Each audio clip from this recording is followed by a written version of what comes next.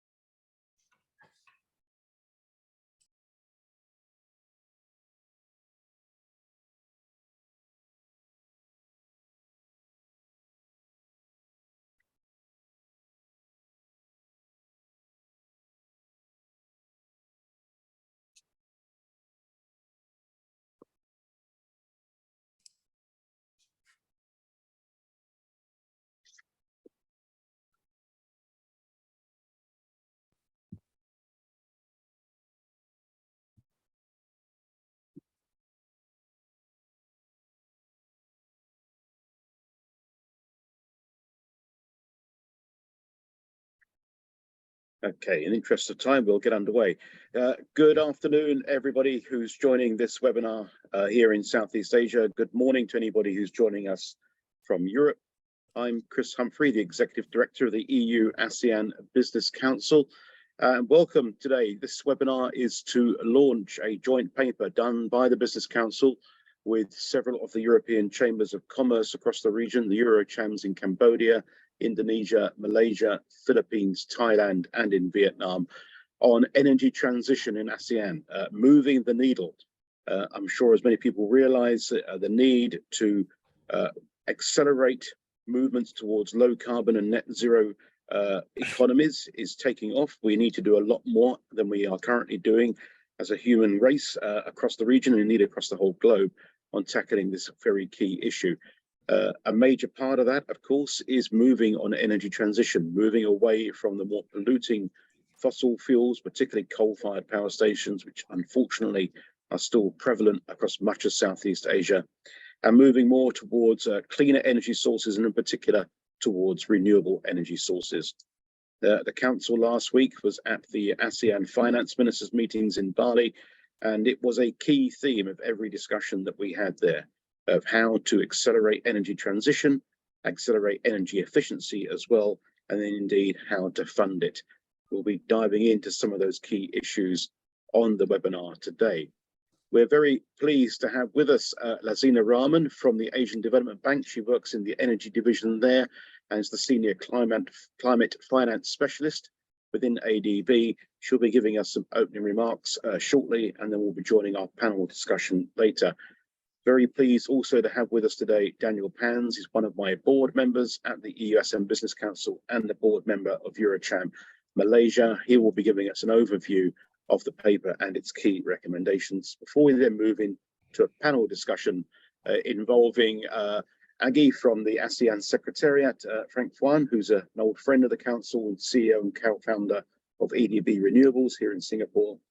We have Laurent, who's with ING Bank based in the Philippines, doing energy wholesale banking, so very key to the financing discussion in all of this. And then Masi, who is from Eurocham Cambodia, a country itself, which is looking to accelerate energy transition whilst, of course, meeting increasing demand at the same time. So without further ado, one bit of housekeeping. If any participants have questions, please use the Q&A box on your screens. We'll put the questions in there. I will try and pick them up as I'm moderating the panel discussion. With that, please, sorry, one final thing I forgot.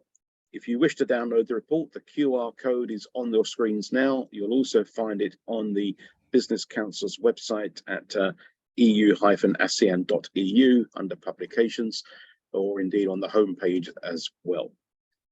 Okay, with that, I would now like to invite Lazina, please. You can give your opening remarks and then we'll get this thing underway. Thank you very much. Sure, thank you so much.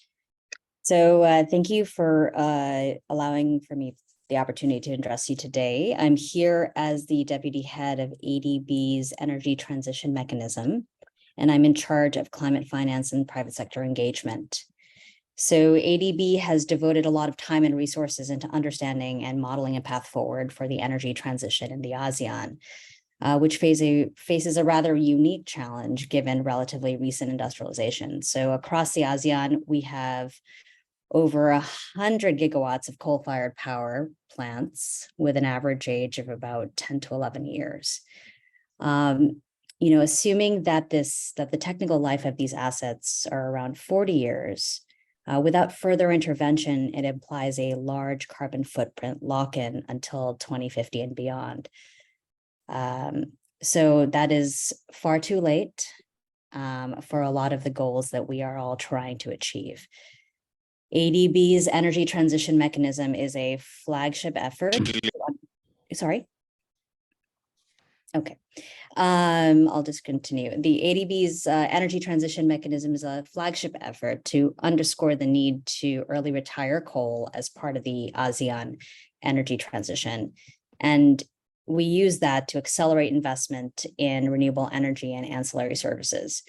So we have partnered with Indonesia, the Philippines, and Vietnam in particular to pursue feasibility studies and tailor the ETM approach given specific needs within each national context. The example I'll give right now is for Indonesia, because that's where we've made a lot of progress in the recent years. ADB has led the design and development of the Climate Investment Fund's Accelerating Coal Transition Investment Plan. So for those familiar, this is the CIF ACT. And ADB is supporting 3 different modalities of early retirement proposed by the government of Indonesia through these climate investment funds. So we will be supporting the retirement of state assets, so PLN-owned assets, as well as PLN's spin-off of state assets into IPPs that will be early retired. And we will also be supporting the early retirement of IPPs themselves. So it's through the structuring and the work being done around these precedent transactions that, that we can apply the theory and the intention behind energy transition and really work to see how they materialize in practice and provide, template documentation and structures that would allow this new transition asset class to scale. Because as we all know, there is a dearth of projects. We have to focus on developing the projects, but there is also a very urgent need to attract commercial capital and mobilize other investment to make this transition happen. Overall, these efforts would pave the way for earlier investment that would leverage indigenous renewable energy resources, accelerate our conversations and initiatives about grid connectivity across the region, and work towards improving energy security across the ASEAN. So with that said, I look forward to the conversations to follow and further collaboration with all the stakeholders in this forum. So thank you very much, and look forward to our questions. Thank you very much, Tazina. Yes, the ETM I know lots about. The Council, strong supporter of the ETM, so perhaps we can dive more into that and how it can work during the panel discussion. Okay, we'll now pass the reins to Daniel Pans. Daniel was actually one of the masterminds behind this joint collaboration paper, so very happy to have him with us now and just walk us through some of the key findings. Hi, good afternoon, everyone in Asia. Good morning to the people in Europe. Thank you very much, Chris, for this introduction. I'm indeed very grateful that we managed to pull this off, because there's a lot of resources on the ground in the 10 different ASEAN countries, and it's always nice to see if we can consolidate these resources into a joint document so that it's more impactful towards the relevant stakeholders to push the needle or to push the agenda. I'm indeed the executive board member of EU-ASEAN Business Council, also director of EuroCham Malaysia, and I'm the CEO of a food distribution company who is active in most of ASEAN countries with branches across the region. So on behalf of the EU-ABC, I really would like to extend my sincere thanks to EuroCham Cambodia, Indonesia, Malaysia, Philippines, Thailand, and Vietnam for their support. I also know that we do have the support of Myanmar and Laos, but the resources were not immediately available to contribute to this document, but we have their full support for making this document. The country-specific analysis and recommendations could not have been completed without the contributions of the individual chambers. It is a first initiative to pull the recommendations from not just one, but from various Eurochambers on such a scale. So we hope this to be the first of many, because I'm sure of such collaborative effort from the teams is greatly conducive to reaching the target, or to pushing the needle, as it's been said. The demand for energy in ASEAN is growing. Since 2000 to 2019, in a short span of only 20 years, the energy demand has grown by more than 80% in the region to support the rapid economic growth. ASEAN member states have significant development aspiration in areas like infrastructure, digitalization, high-tech manufacturing, and electric vehicle adoption. This, coupled with the rapidly growing urban middle class that will become greater energy consumers, it will significantly grow ASEAN's appetite for energy. Now, what is the solution brought forward in ASEAN? Currently, ASEAN's rising energy demand has been met by increasing usage of fossil fuels, which constitute about 80% of the regional energy mix, with the remaining 20% from renewable energy. Fossil fuels are projected to continue to supply most of the regional energy demand, with oil accounting 47.4% of the total energy consumption, followed by electricity 20.3% and coal 13.5%. Bioenergy, finally, is only contributing a very small percentage of 9.2%. If ASEAN were to continue to rely mainly on fossil fuels for its development, this would have serious consequences for the environment. It would also mean that none of the ASEAN member states would be able to meet their net zero targets. In 2020, 40% of Southeast Asia's CO2 emissions came from power generation. With today's policies, energy demand, fossil fuel imports and emissions are set to increase substantially. The region would also fall short of its target to provide access to clean cooking for all by 2030. So this is not the right solution for ASEAN. To meet the Paris Agreement commitments, ASEAN must have a decisive transition towards sustainable energy. The urgency in accelerating the transition towards renewable energy stems primarily from the fact that the impact of climate change is pronounced for all AMS states. Increasingly severe weather, rising sea levels, widespread tropical diseases, they all accompany climate change, to name only a few scourges. There are estimates that climate change and its effects will wipe out 11% of the GDP of ASEAN by 2100. Because I'm based in Malaysia and there's nobody, I believe, from Malaysia in the panel, I would like to zoom in, as by way of an example, a little bit on the Malaysian scenario, because it could provide elements for further debate. Malaysia has seen consistent growth in both its population and its GDP, which has increased its position as a regional player, both politically and economically. However, together with that growth, Malaysia's energy needs have dramatically increased, with predictable impact on the immediate environment and the climate.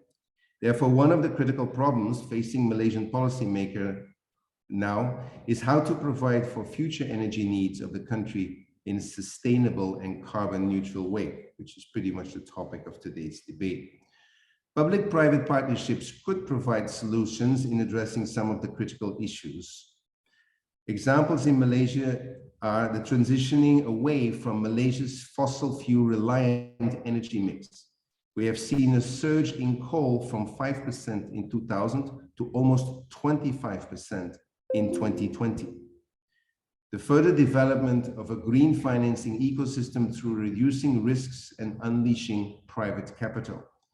On a separate topic, which is recycling of plastics, such a public-private initiative like Maria is a good example on how to tackle these environmental concerns. These are 10 of the big MNCs in the food production industry, who have put their heads together to see how they can jointly recycle food-related plastics from the economy. It's a newly established institution since less than 2 years, the Malaysian Recycling Initiative. A reassessment of the current fossil fuel subsidy regime is needed to ensure that renewable energy systems can operate on a level playing field. In Malaysia, the fossil fuels still benefit from substantial subsidies, which means that the more healthier or beneficial or sustainable energy sources cannot compete on the same way with the fossil fuels. The exploration and development of alternate forms of raising capital for green investments, such as carbon pricing and emission trading, could also provide solutions. Malaysia has made substantial commitments on combating climate change, both internationally via agreements such as the UNFCCC, Nationally Determined Contributions, NDCs, as well as domestically through legislation such as the 12th Malaysia Plan. Malaysia has stated that it will grow its portion of renewable energy, excluding hydro, to 20% by 2025. It has pledged to cut carbon intensity against GDP by 45% in 2030 compared to 2005 levels. The headline of the 12th Malaysian Plan was stating as carbon neutral by 2050. Malaysia also committed to preserving its natural forests to 50% of its total land mass. It aims to achieve this, among others, by planting 100 million trees by 2025. The government has pledged not to build any additional coal-fired power from now on. The Environment Minister has further detailed how a domestic emissions trading scheme, a DETS, was being developed by the Environment and Water Ministry. It will also push through measures to support the electric vehicle ecosystem and the development of the Blue Economic Blueprint, which aims to protect and develop coastal and marine areas. In order to achieve all these ambitions, Malaysia needs to step up its policy and legislative efforts. Current laws need to be further refined and improved. These include the Clean Air Regulations of 2014, the Renewable Energy Act of 2011, and the Environmental Quality Act of 1974. Malaysia is also currently running behind the stated aims of the ASEAN Plan of Action for Energy Cooperation, or APAEC, and the Paris Agreement of keeping warming to well below 2 degrees. So in conclusion, the energy transition journey in ASEAN will be complex as it encounters multiple overlapping constraints. A combination of levers must be used to facilitate the transition of industry that remain dependent on fossil fuels from using carbon-intensive fossil fuels. Carbon capture technology and projects may help ASEAN achieve net zero emissions in some of these economic and industrial activities. As this paper will highlight, to assist ASEAN in overcoming the challenges it faces in its energy transition, a number of approaches must be adopted. First of all, strengthening ASEAN's sustainable finance ecosystem. Secondly, improving ASEAN member countries' access to viable low-carbon technologies that already exist for most industries at a reasonable cost while managing socio-economic effects of the change. Thirdly, working with industry players to obtain practical resources and expertise to provide technological and financial support for the transition from coal to other renewable alternatives. This will be discussed in the webinar today. I would like to end my remarks by stating that manufacturing industries in ASEAN will be materially disadvantaged if they rely on expensive fossil fuel generated electricity, both because of the higher cost as well as the possibility of carbon border adjustment mechanisms that will prevent them from exporting to those countries like the EU. Further, without clean energy sources, ASEAN will become unattractive to foreign investment flows. In addition, regulators and stock exchanges have been placing more focus on ESG disclosures. In Singapore, Malaysia, Thailand, Vietnam, Indonesia, and the Philippines, stock exchanges now require listed companies to produce sustainability reports annually. Both investors and investees are increasingly under pressure to report on climate-related metrics. There are not only international pressures, but also a strong economic rationale exists to accelerate the energy transition across ASEAN. It is high time that ASEAN gradually diversifies its energy resources towards a green and sustainable future for all. With that, I would like to hand over the floor to the moderator and welcome the panelists for the discussion today. Thank you very much for hearing me out. Thank you, Daniel, for the excellent overview of what's going on, in particular the deeper dive into Malaysia as well. Okay, we'll now move into our panel discussion. To remind you of who our panel is today, you can see the names on screen. We have Lasnina from the ADB, Frank from EDP Renewables, Massi from EuroCham Cambodia, Marie-Gail de Sagon, known as Aggie, from the ASEAN Secretariat. She's the head of Energy and Minerals Division there, and Laurent, who's from ING Bank based in the Philippines. Again, a reminder, any questions, please, from our audience, put them in the Q&A box. I will do my best to get to them if I haven't covered them off already as part of the general discussion and questions today. We'll get straight in. Aggie, I'll come to you first because you're covering all of the region. We all know that energy is a scarce resource in some parts of the region. Demand is increasing. It's gone up by 80% over the last 2 decades. How can ASEAN achieve its net zero ambitions and goals and commitments under the Paris Agreement whilst ensuring that we move to cleaner energy and meeting the increasing demand in the region? I assume that's for me. Good afternoon, everyone, and good morning to those listening from Europe. So yes, so we heard from the speakers before this, ADB, for example, and Daniel highlighting that ASEAN has been growing has been meeting its energy demand, 80% of it from fossil fuels in the last 20 years. And of course, we are anticipating that in the next, until 2050 to 2060, much of that demand is also going to be met by fossil fuels. And by fossil fuels, we of course talk about the 3, oil, gas, and coal. But with coal, currently, we're looking at coal as like 27% of our supply at the moment. And so with the question on basically how we're going to be meeting this demand, and also how we are going to be moving towards this at the same time, this net zero targets by global net zero targets by 2050. This is precisely, I think, the question that is being asked by this panel this afternoon, looking at ways of as to how we will increase the deployment of renewable energy in the region, and by saying, but of course, from the ASEAN's perspective, as previous speakers have already acknowledged, this is going to be a very complex transition.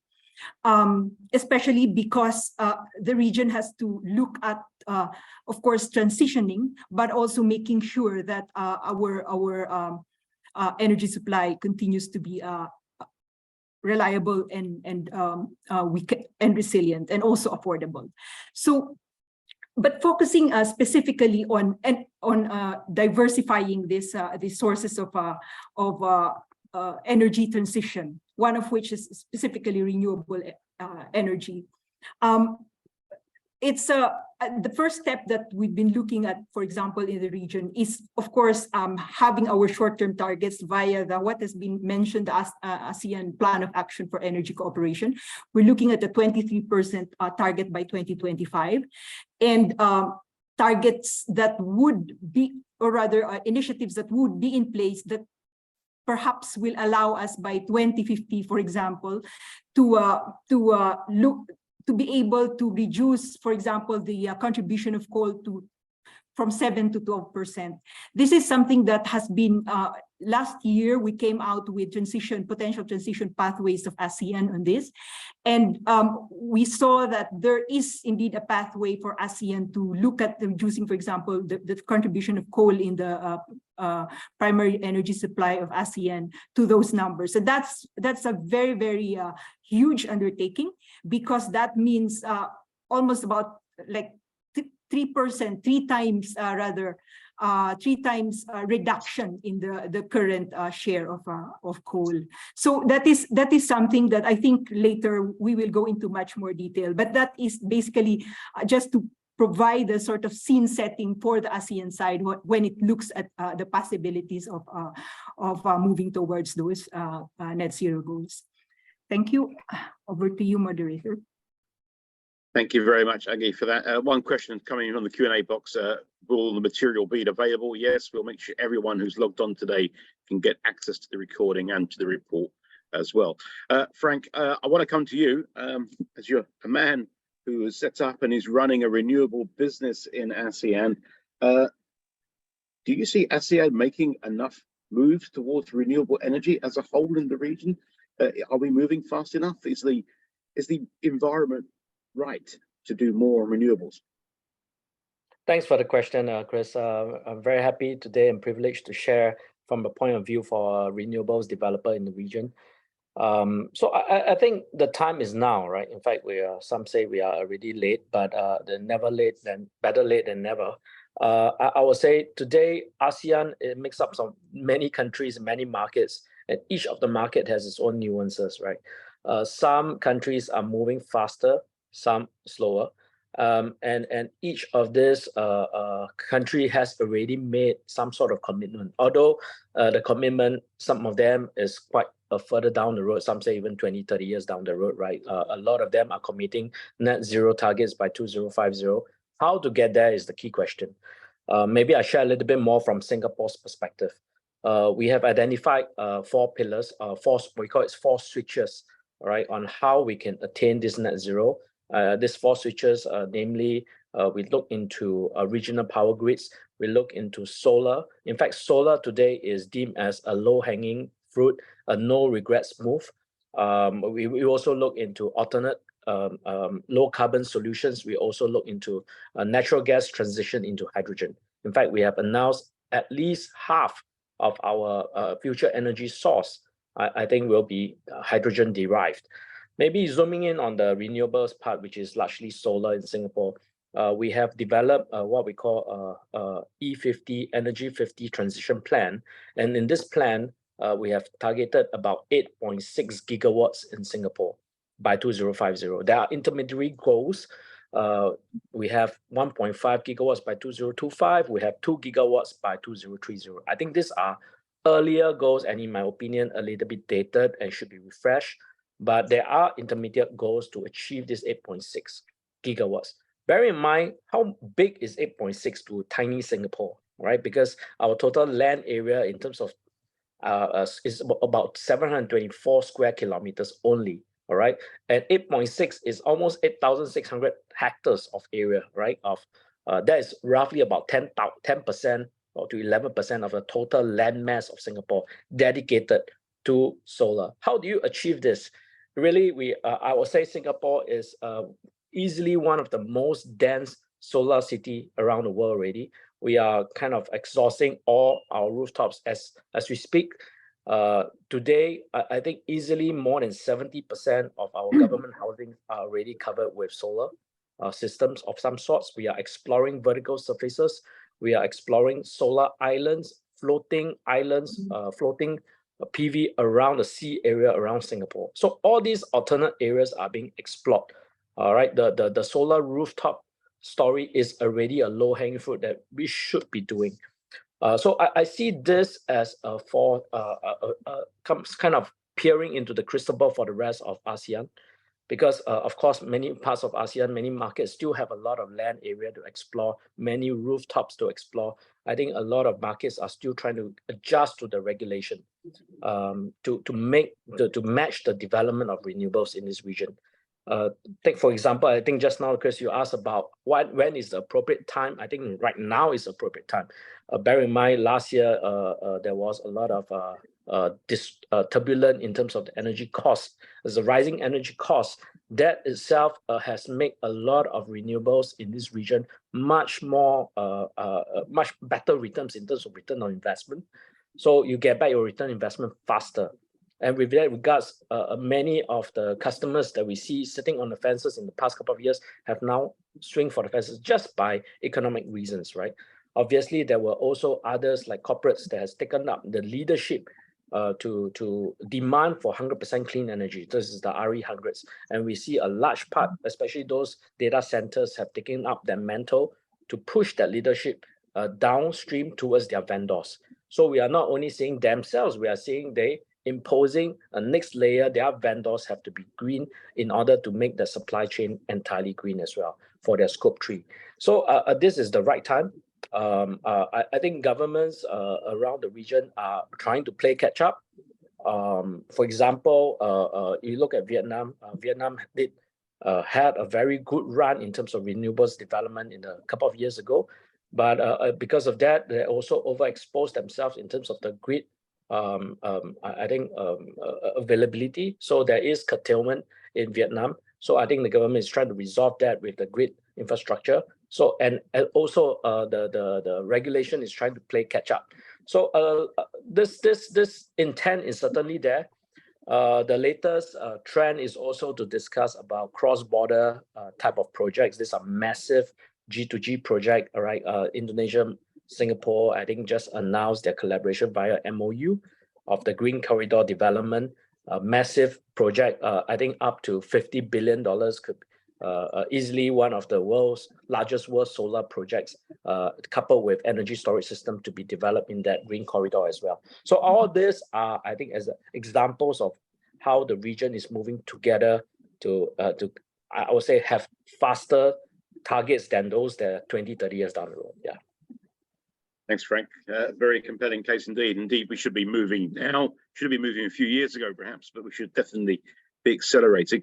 Leslie, now I'll come to you, please. I mean, you mentioned the energy transition mechanism, which ADB is pioneering with Vietnam, the Philippines, and Indonesia.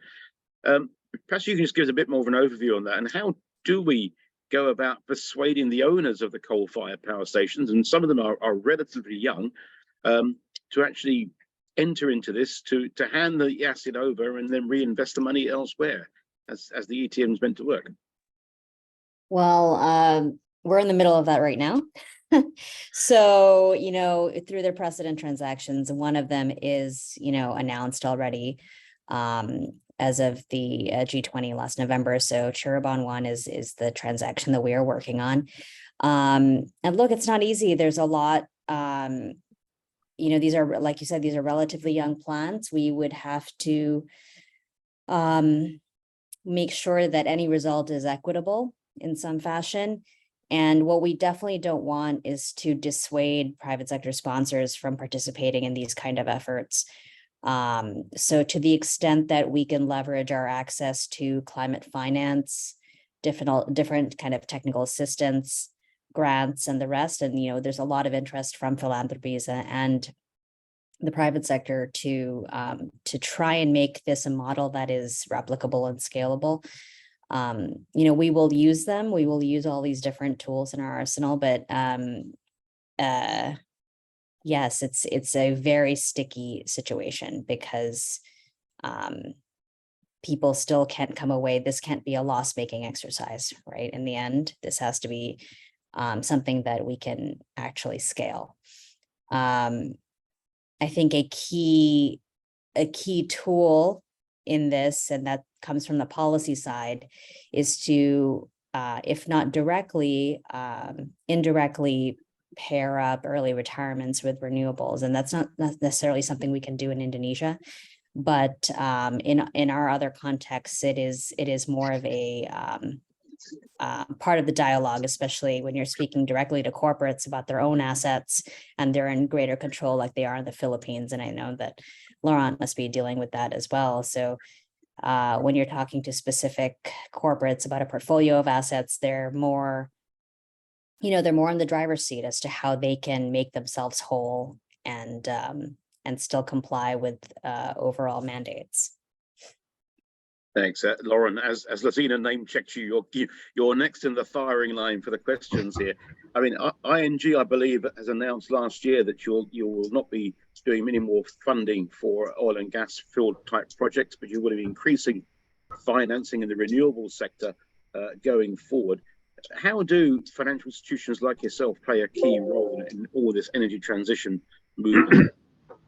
No, sure. Thanks, Chris. I mean, just a small correction. Actually, I'm not based in Manila. Actually, I'm based in Singapore, and I have a regional coverage actually. So I cover the whole Asia Pacific region, but that's fine.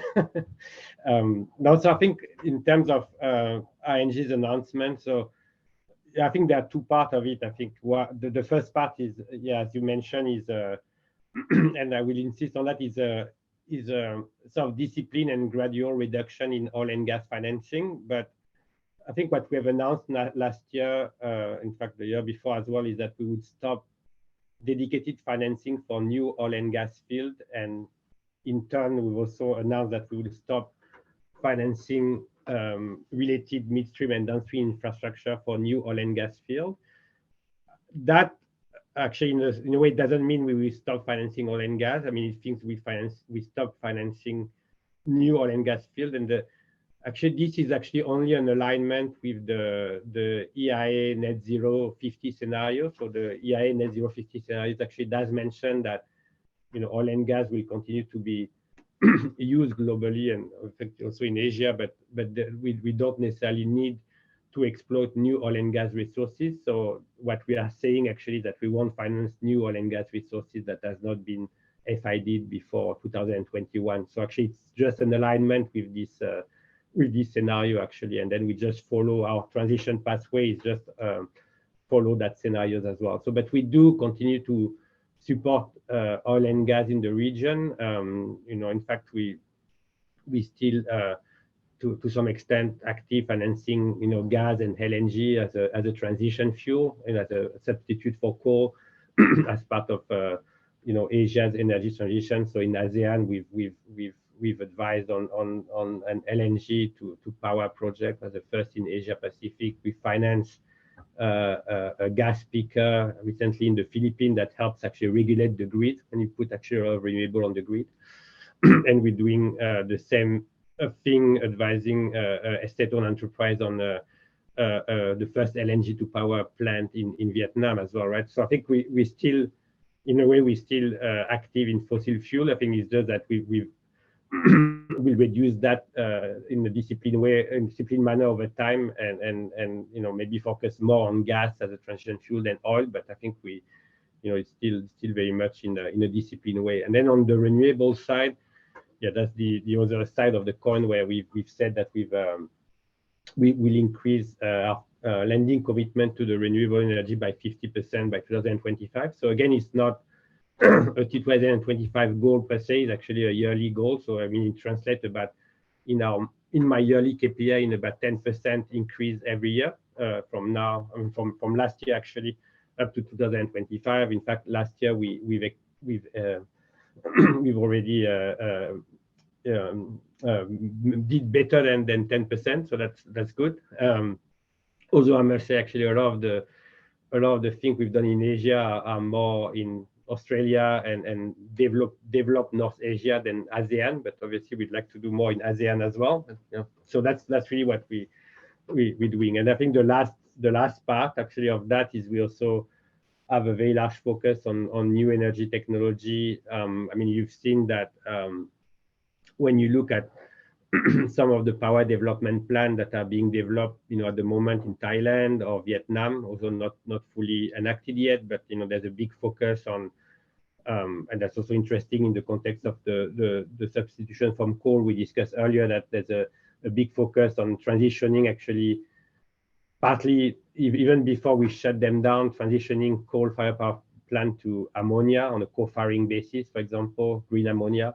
Or gas to green hydrogen, and that's now featuring quite present in a number of the PDPs, power development plan in ASEAN countries. if you look at post 2030, post 2040, so we also have a big focus, internally on those technology, and how we can develop and support a value chain around those technology as well, being green hydrogen / ammonia, and in the region. Laurent. Massey, I'll come to you next. I mean, you're operating out of Cambodia. It's a country which is trying to industrialize more and get to higher level skills of industrialization as well, and of course has increasing energy demands and also actually some of the most expensive electrical power in the region. How do you see a country like Cambodia moving on energy transition, trying to clean up its power generation act, whilst at the same time meeting that increasing demand? Thank you, Chris. First of all, for giving the opportunity to the EuroCham of Cambodia to have this opportunity of bringing to you our work of advocacy towards the green energy in Cambodia. Is actually one of the pillars of the European Chamber of Commerce here. How do I see the transition? There is one thing to be said. Cambodia, due to the large, has one of the largest renewable energy percentage in the grid. It's probably the highest in the entire ASEAN. It does have not so much, but a little bit of solar power. We are talking about 6% of energy delivered and 10% of installed capacity. The government has developed a new PDP until 2040, and the same does not look as green as the current situation, in the sense that having seen the demand that will grow will more than triple until 2040 in the country, with or without efficiency in place, norms in place. Having seen the lesson learned from Vietnam in terms of the solar power, too much solar power fluctuations into the grid, they have taken an extreme cautious step towards it. The same power development plan has in place quite a few number of coal projects from now till 2025, 26.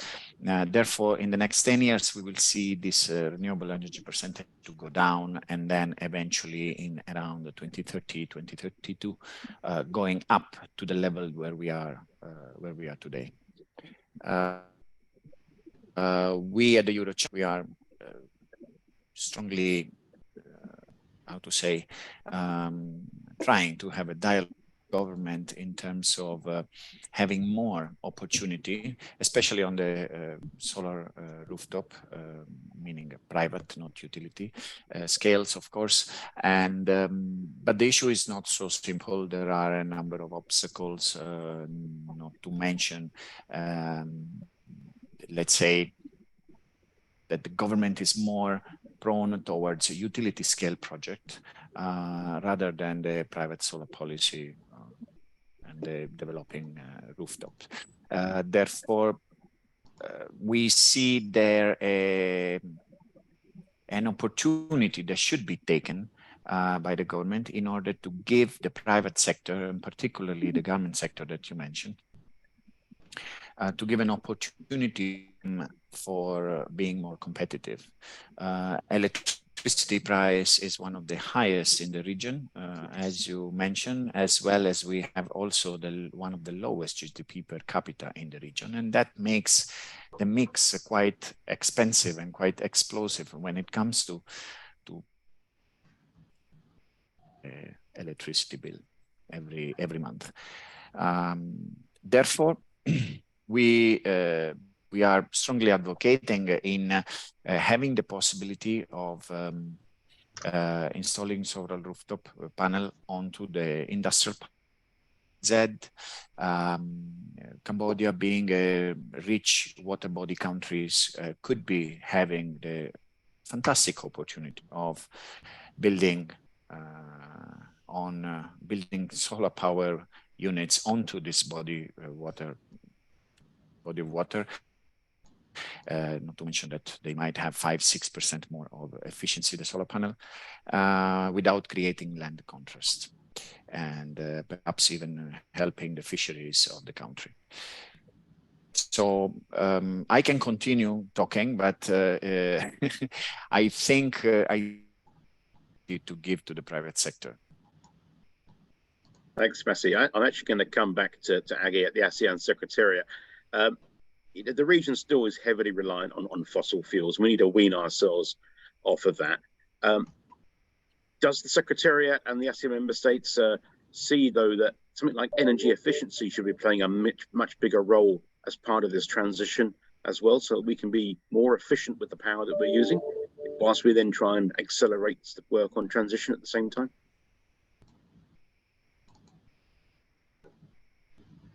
Yes, thank you for the question, Chris. Definitely, energy efficiency is something that will have to be relied upon by the ASEAN as a region to be able to meet its energy demand in a manner that allows for better sort of percentages in terms of our targets for share of renewable energy.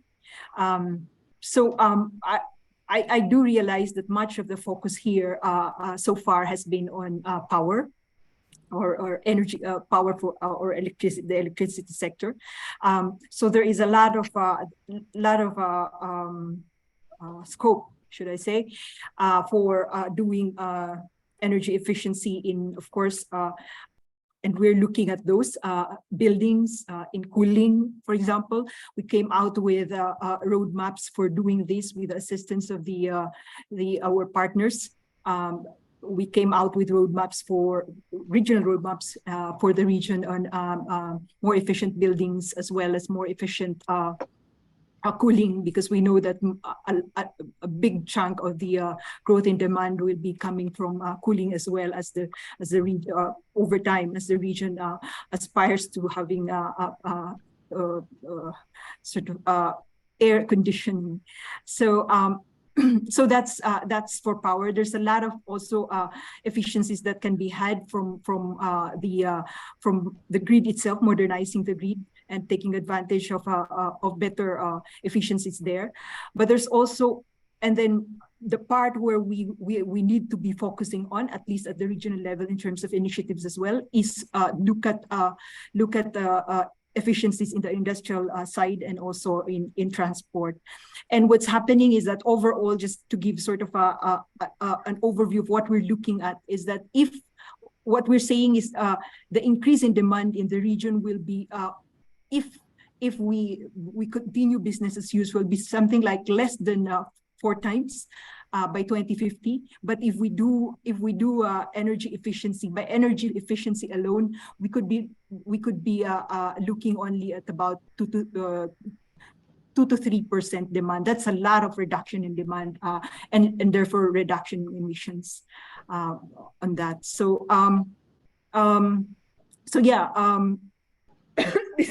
Sorry, these are the areas that we are now looking at in terms of regional initiatives, including to look at possibilities of looking at standards as well, using standards and labeling to achieve this. So in a nutshell, that's what we are doing and hoping to be able to use as a lever as well to manage this demand growth. Thank you. Thanks so much. I want to talk more about the financing for energy transition. I mentioned at the top of the webinar today that the discussions last week from the ASEAN finance ministers were heavily centered on how to crowd in more funding to support energy transition in the region. The council sees several different problems here. One is a regulatory problem with governments. One is the lenders themselves and their own risk appetites. And another one is, are the projects like Frankie's company is running, are they in a fit enough state to attract the finance from the private sector? ASEAN itself came out with its own version 2 of its taxonomy last week.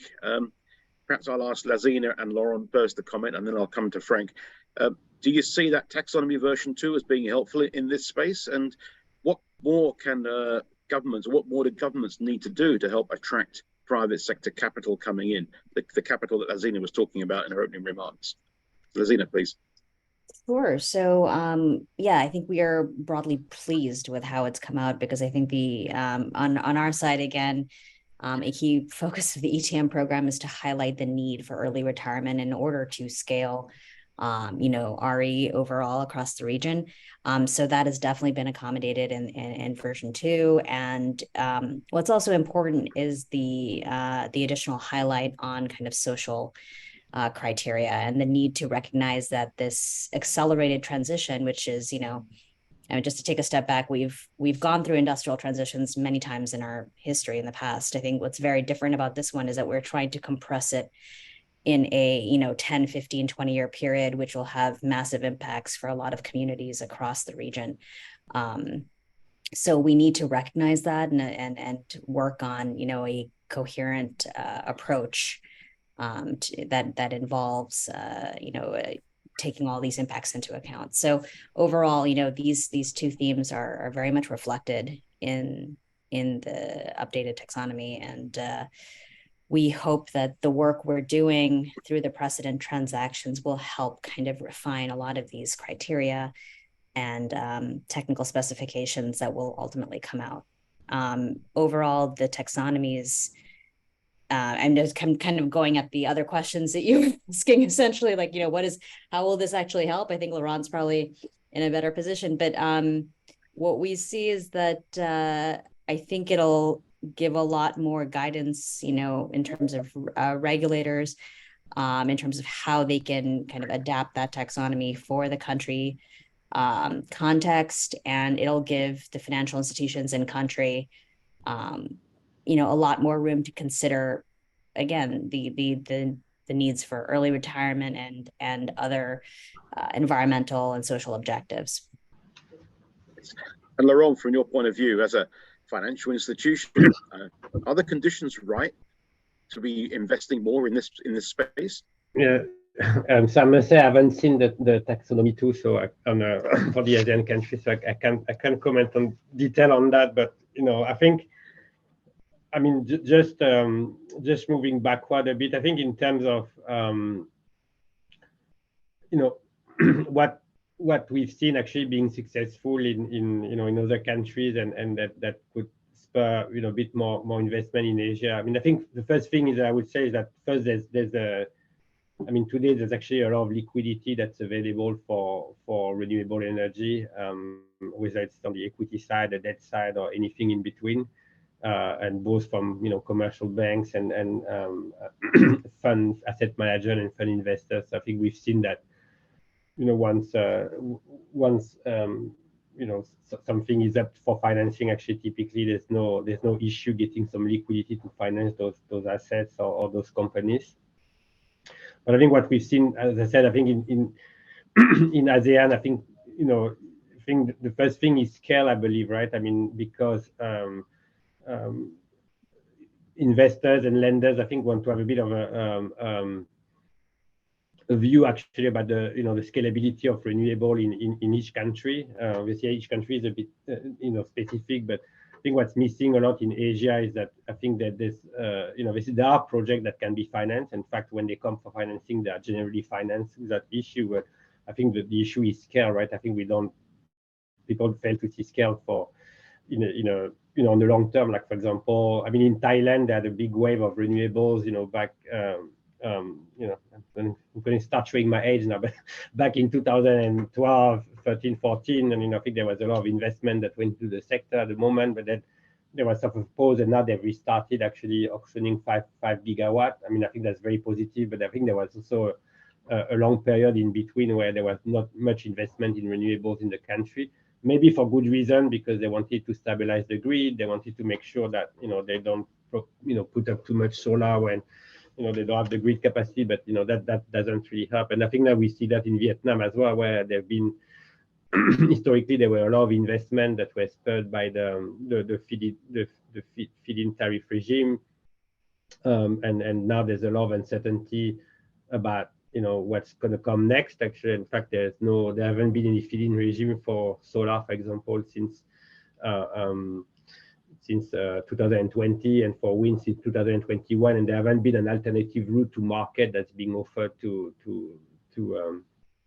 investors, right? So I think maybe that comes to my second point, whether there needs to be a bit more certainty also on regulatory regimes that apply to this project, and maybe whether you can also open up, doesn't necessarily need to deregulate the sectors, but so open up a bit more on the private sector. So, I think we've seen quite a bit of movement in corporate PPAs, and effectively Frank would be very familiar with that, because in fact even ING we finance Sunsip in Singapore on their corporate industrial models.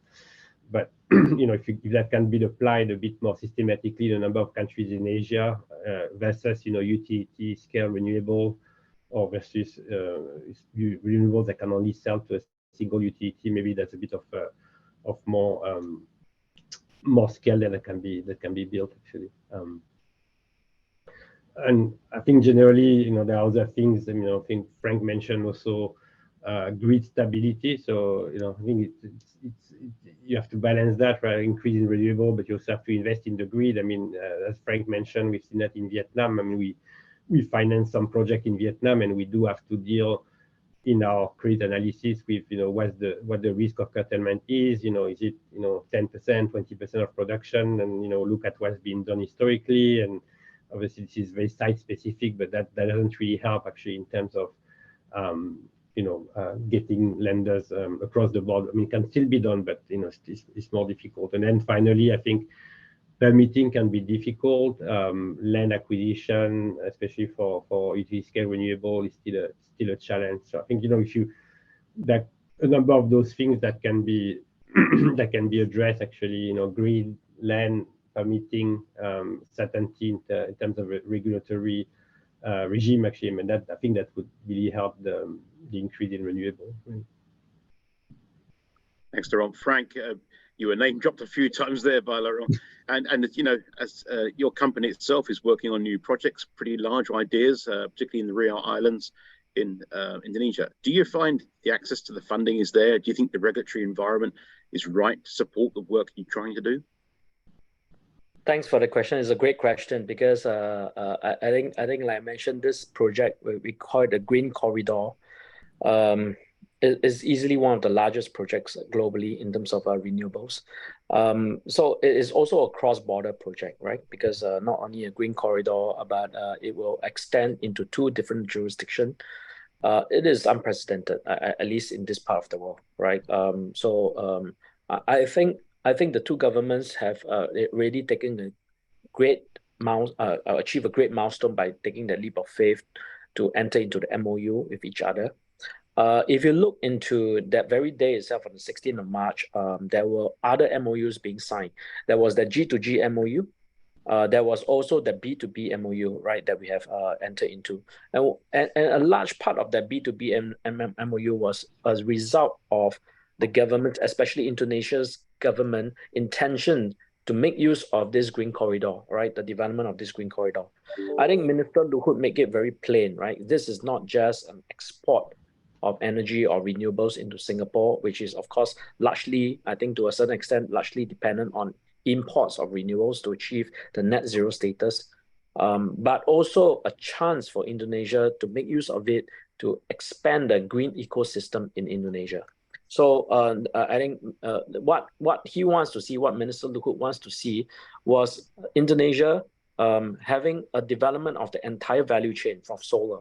So we enter into MOUs with various solar manufacturers, various BSS, energy storage systems, various system integrators, all coming to set up shop around the Riau Islands, right? Such that they provide green jobs as well, further down the value chain, right? To explore green manufacturing, right? For this project. So naturally, I think once this is established, the green ecosystem, the offtake for those products would naturally be the developers of the project itself. Beyond that project, we can then look into, because the ecosystem will have been developed by then we can look into other other projects, to spur other projects in development in Indonesia itself. So I think is I would say almost like a triple win type of ideas, right, that we are looking at, not just for Singapore, not just for Indonesia, but for the ecosystem, and of course all the developers and companies that's involved in this project. So it also provides for that longevity. It's not just for one specific project, although it's a big one, but I think that project will also pave the way for future projects, right, to come. And that includes establishing standards, innovation ideas around how to establish the regulations between two countries that you talk about, right? So a lot of things are being discussed and ironed out as we speak. It is not a path that is already established that we can follow. So I think this project took a while, but I believe it can establish in the end what we call an ASEAN Green Grid. Yeah. Thanks, Frank. Okay, I'm going to turn to some questions that are in the Q&A. There's one from Stuart Livesey, who's in Vietnam, from Copenhagen Infrastructure Partners. And his question really is one around political will and understanding, I think, in the region. His actual question is, there is some concern that certain governments in the ASEAN region are struggling to understand at a senior level the true implications of not engaging appropriately with the green transition. There are implications on energy security, but also ASEAN markets that rely to a large degree on exports will need to focus more and more on green energy and sustainable solutions. How can we best raise the concerns at a senior level in government to get things moving? Massey, perhaps I'll turn to you first. How do you go about making the Cambodian government understand about the need to move quicker? Yes, I saw that question, and I think it's a good question. First of all, we were talking about the big deal of Singapore that wants to import clean energy from the neighboring countries. Cambodia has a part of it. A few weeks ago, 1 gigawatt of renewable energy MOU was signed, B2B. There was another agreement, G2G. This will be transported direct current, which is a very smart way these days of expensive, but very, very smart of Singapore to utilize this. And this will bring the business case on the table for the government, as well as for the private institution, but mostly for the government. In a sense, will demonstrate that clean energy can actually bring employment, investment, skilled laborers, engineers, and so forth. Therefore, this is one of the spinners. The second spinner is that, yes, there is resistance from the government, some governments, I mean, in general. And this is the same resistance that was encountered around 20 years ago, 2 decades ago in Europe as well. And my grid cannot sustain so much RE and this and that. But as a matter of fact, the system inertia has proven that the RE are much more, it's possible to put much more percentage of renewable energy into the grid than what it is at the moment, as well as the growth of the grid itself. The bigger the grid, the more percentage actually it can sustain. Therefore, I think that there are quite a lot of opportunity there in the future to show that there is a case. Thanks, Bessie. Aggie, from your point of view, are you seeing enough political will in the region to try and drive this forward? If not, yes, what more can we do? Yeah, thank you for the question. I think I have a little more faith in terms of a little bit more optimistic in a sense. The world today compared to 20 years is not the same. The level of the agreement at the principles level is there among governments, and you can see that by the at least the most of member states, for example, have committed to a particular target for their net zero. But of course, getting there is the question. And also bringing our ability to sort of work together, to collaborate and find solutions to the problems that are at hand. It's not a simple process altogether. For example, if we want to be able to increase the ability of the grid to take on renewable energy, then we'll have to deal with problems such as how do we make sure that the grid becomes more reliable? How do we make sure that there is energy storage, for example, more energy storage? And so these are complex issues that need to have very concrete solutions down the line. So in terms of if it's buying into the goal, buying into the objective, I'm quite optimistic that governments across the region are already into this. It's really working out how we're going to be able to do this and still ensure that it is something that is affordable for the region. Of course, across the region, we start from different places. And so we have countries that are more ready to take on market-based solutions, and some others that are more dependent on public finances. And so solutions, of course, across the not only technical but also innovative ways of finding. I'm sorry. Finding financing and making sure that this becomes affordable, because of course, it's already given. We're saying that the technology for the more mature renewable energies are now cheaper. But then we go to the part where the financing costs overall add to the viability, the levelized cost of energy. So relaxing these constraints, including constraints on regulatory constraints, and basically because all of this is new, and it takes, as Masi was saying, it took sort of 20 years to get into the groove. We need to do it faster, but I really think at the principles level, we have governments already coming around all across the world. Exactly. Nazina, you are nodding your head vigorously then as Zaki was yeah, talking. well, so the issue is not, appreciation for the urgency or the magnitude of the task ahead. It's like an over appreciation of it, to the extent that I think governments are very much aware of how much this will cost. This will be hundreds of billions, if not, trillions of dollars that will be required to update grids, especially archipelagos like Indonesia and the Philippines. You require grid connectivity to really leverage and maximize your, solar and wind and offshore potential. Where are these trillions of dollars coming from? Of course, you've got private sector is always a great answer, but I mean, fundamentally what we're seeing, and I think this is a bit of a controversial point, is, governments are very much aware, especially in the ASEAN, that, we sitting here, we are not necessarily the ones who used up the large proportion of the carbon budget.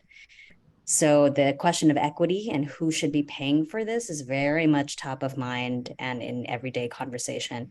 So the role of climate finance, the role of international support, G2G cooperation is very much, those tools need to be stepped up to really fulfill a lot of these plans. Thanks. Mas, you had your hand up. Anything you want to add on this topic? I just want a few seconds. Thank you, Chris. As a matter of fact, the EuroCharm, as probably the other EuroCharm in the region, are finding that there is a push from all European and American companies that have taken commitments. There's a very strong push towards using of the clean energy into their supply chain. This is not to be underestimated, given the fact that Asia is the manufacturing hub of half of the world. And given that the European American buyers are still 80% of the market, therefore, I mean, the stronger push for a clean, who will be able to demonstrate that has a better green energy into their supply chain will win, and the order will go there. And therefore, the entire private sector will move at that point. Yeah, it's a good point. It's a point we were making last week to finance ministers. And this is faster movement on greening supply chains and moving on energy transition. The FDI flows will go elsewhere in the world, and this is a region that particularly needs and wants more and more FDI. Okay, I've got one last question to all of you before I run a poll with our audience who are listening. The paper today listed out a number of recommendations, talked about the need to strengthen the sustainable finance ecosystem. I think we've discussed that quite a lot. It also talked about the need for government-led carbon pricing mechanisms as well, the need to phase out fossil fuel subsidies, and unfortunately they are pretty large amounts in Indonesia and Malaysia and elsewhere in the region, and phasing them out is not a vote winner, unfortunately. And the need for actually more engagement, I think, from the private sector in the whole process, particularly on grids and electrification areas. Quick question, perhaps maybe a yes or no answer from all of you. Is all of this realistic? Can we do it? Can we achieve it in Southeast Asia? Frank, I'm going to go to you first. I believe so, right? So I think starting with the earlier project that I described between Singapore and Indonesia, I think that will be a start. I've also been working on the Malaysian side, in terms of collaborating with Singapore. There is a current ban, but I believe I met the energy minister myself. I think a lot of news was also reporting the fact that Malaysia is reconsidering the ban and uplifting the ban to allow for the RE trading with Singapore. And already all the countries up north of Malaysia, we talk about Vietnam, Cambodia, Laos, they have already signed MOUs with Singapore. All right, so that the intent is clear for me. So a definite yes. Fantastic, thank you. Laurent, you have faith it can all be achieved? Yeah, I think it will. I mean, I think it's probably a matter of time because carbon pricing, you probably won't be able to put it at the level it would need to be. But I think it's probably going to be a progressive effort towards that. But I think that those are the same things that are being applied or are sort of being applied in Europe in a more advanced way, right? So I mean, I think I have no doubt that it will have to come to that. I mean, I think on the private sector participation, I mean, I think if it was in the grid, I mean, that's possible. And to me, I'm not sure actually private sector participation is always the best thing. I mean, I think some private sector participation is good. Fully deregulated the power sector in the region, I'm not sure it's a good idea. I mean, we see what's happening in Europe now. I mean, I think it's a bit controversial, but it's probably too much regulation, too less regulation versus too much regulation, I think, or too less state intervention now versus what it was before. So I mean, I think I would be cautious about full deregulation. I mean, a bit more private sector can definitely help. But yeah, otherwise, I think carbon pricing, removal of subsidies. I mean, that will have to go that way. But you see in Indonesia, I mean, in March they've just announced actually a subsidy for electric two-wheelers, right? I mean, that's actually a very big step. So right? I mean, so maybe that's the way to start, right? I mean, subsidizing electric vehicle, stimulating electric vehicle batteries and full value chain, which is possible in Indonesia. I mean, that's something that would be good, and actually it can also create a renewable energy opportunity on the back of mining and transformation of the whole value chain, right? So I mean, yeah, I think that's possible. I mean, it will take some time, but that's possible. Thank you. Actually, last week when we were talking to the Thai finance minister and the Malaysian deputy finance minister, they were both championing more tax incentives for EVs going forward. Perhaps that's good news, but we need to make sure the power generation that's feeding them, of course, is green as well. That's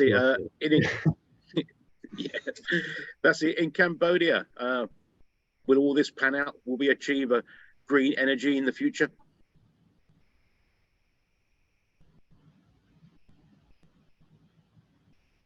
You're on mute. Sorry, the line is disturbed. Can you repeat, please? Yeah, just thank you for Cambodia. Do you think we can achieve a good and clean energy transition fairly rapidly?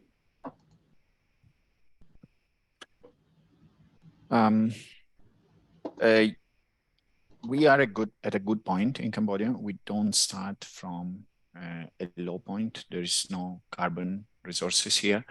Therefore, the country has a sort of advantage. It has the highest exposure of sunlight over the year in the region. It's the all in competition in this topic. Therefore, I think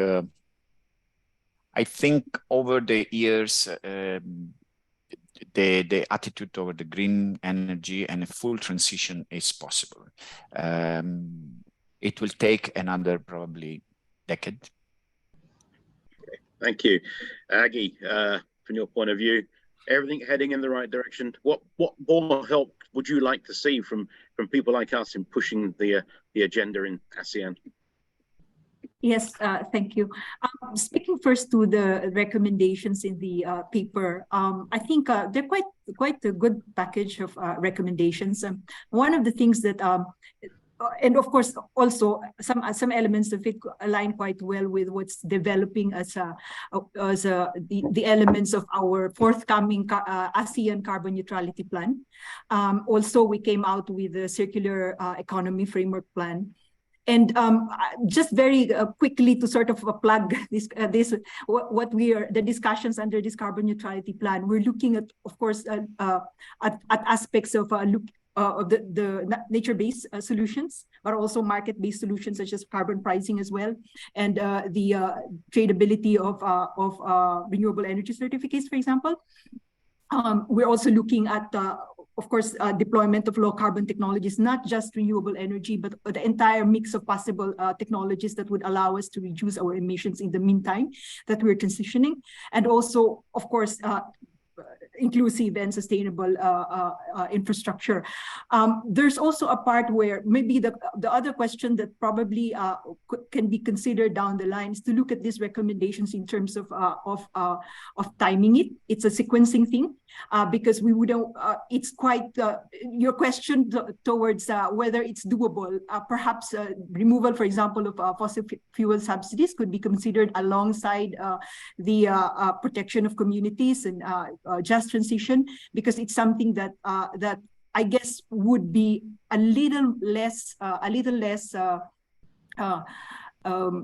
controversial in a sense if it were that if we make renewable energy much more financially and economically viable, then the question about subsidies in any case will die away, because you wouldn't want to subsidize something that does not achieve your net zero commitments as well.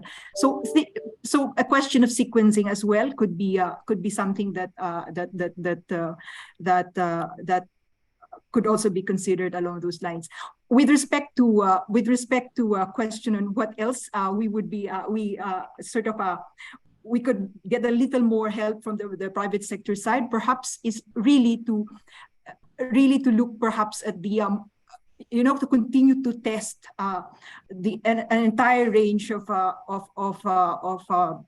financing and technological solutions, because we really believe in ASEAN, at least, we really believe that we will have to diversify our sources of energy, and not just to focus. Of course, we welcome the solar and the wind, the concentration as of now, the focus rather on solar and wind, but we also want to look at the entire range of other renewable energies that are there, and also, of course, moving on